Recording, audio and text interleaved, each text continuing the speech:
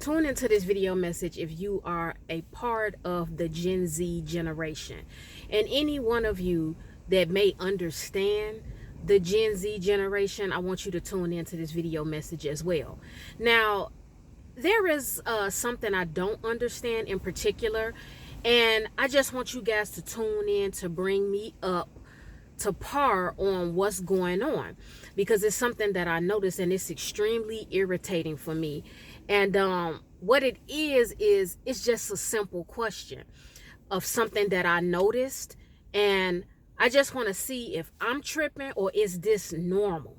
Now, before I get to the point of the message, let me just throw this out there. There is always going to be a generation that does not understand, or they are bothered by something the generation ahead of them does.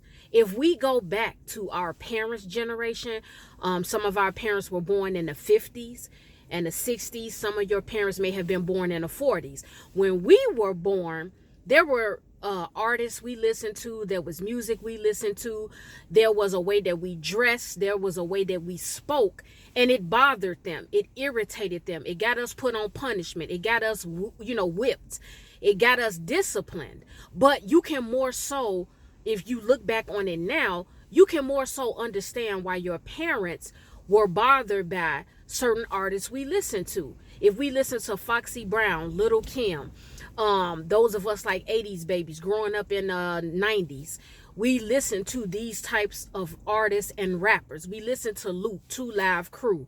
And our parents talked about how dirty their music was, how filthy it was, how disrespectful it was, even how we danced back then. You know, the popular dance in Chicago was doing a percolator, juking.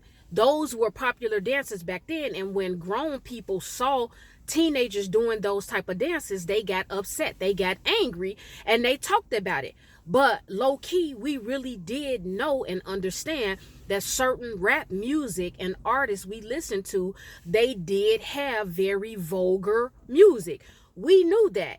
In our parents' generation, or before our parents, I'm not real clear on when Elvis Presley was born, but I remember seeing a documentary on him and how in his time when he did dances, he was banned from performing in certain places. There were people that did not like the way Elvis swayed his waist, swayed and gyrated his hips and his legs. It was looked at as vulgar, sexually suggestive, and disrespectful. And when I looked at some of these video clips, I'm not gonna lie, it made me laugh. It literally made me laugh, because I'm just looking around like, these people are saying that the way this man is gyrating and rolling his hips and his waist is sexually suggestive. So I'm saying all of those things to bring you guys to the point that I'm about to make now, because it's something that I don't understand, and it's something I saw my daughter doing, and it really irritated me. It pissed me off, and she's trying to normalize it.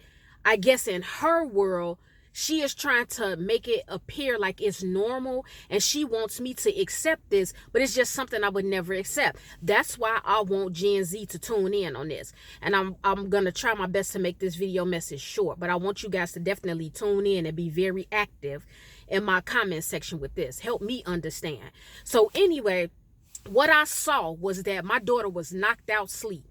She was knocked out sleep, and I happened to be walking past her to go get something. I came in the room and I was going past her to get something, and I happened to just look down and I saw her phone was face up, but she was knocked out sleep. Now I saw she had her laptop up too, and I saw she had her phone up, and this was over the course of 6, 7, probably 9 hours in that day that I kept continuously seeing this. So I saw her wake up a little bit when I was in and out the room taking care of stuff or like getting stuff, and I would say, put your laptop down, you're asleep, or turn your phone down, or put the phone on a charger, because you sitting here and you're knocked out sleep, you're not doing anything. And she was like, well, I want it up. And I'm thinking to myself, why do you want it up? You're asleep. That's what I'm thinking.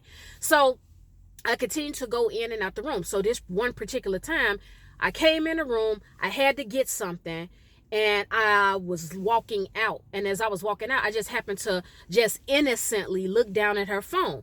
And when I looked down at her phone, I saw that it was a girl on the phone on FaceTime. And the girl got startled. She jumped. So I'm thinking to myself, why is this girl on FaceTime? This is one of my daughter's friends. I'm like, why is she on FaceTime just sitting here looking around? And my daughter is knocked out sleep. My daughter has been knocked out sleep. So my daughter, when she wakes up, I say, you know, you have one of your friends on FaceTime. Why is she on FaceTime and you're asleep? My daughter tells me she's on FaceTime because she's just on FaceTime. I just want her on FaceTime.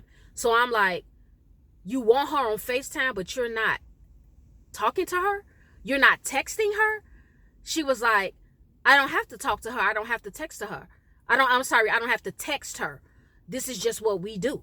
So I'm thinking to myself, like, this is dumb. So you have somebody call you on a FaceTime and you're not interacting with them. You're not talking to them.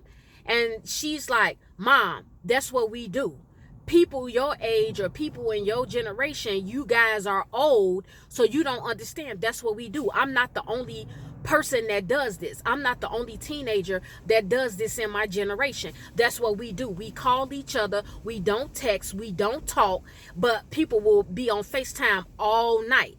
And I saw this with her before, like a year or two ago. And it is the weirdest, most unusual thing.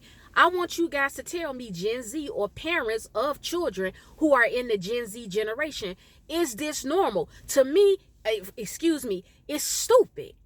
It's so dumb to me. I just don't understand it. Why would you have somebody FaceTime you? You're not texting them. You're not talking to them. You guys are not planning anything to meet up or talking about homework. You're knocked out sleep and you're allowing this person to be on FaceTime and just watch you.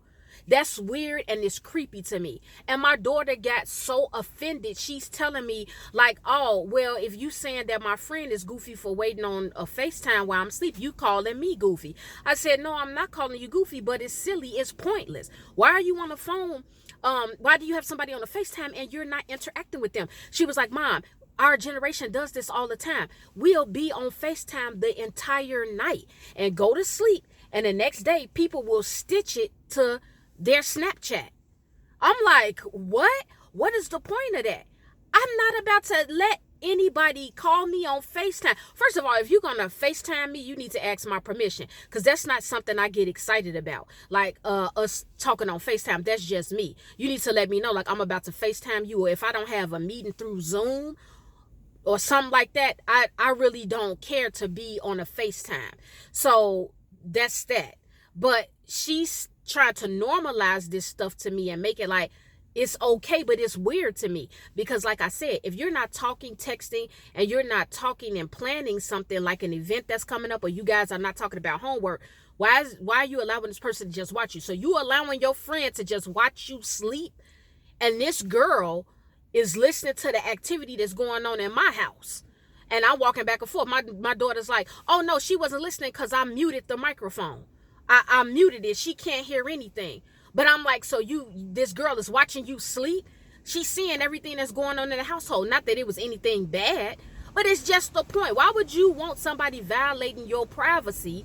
But according to her and another young lady her age that told me that, they said that this is normal.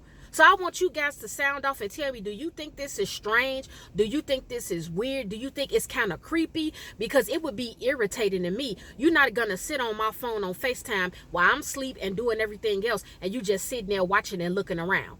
Or even if you went somewhere else, I'm sorry guys, somebody's calling me. Even if you went somewhere else and you're doing something else, I'm not going to have you on FaceTime. I'm going to tell you, hey, look, let me hit you back.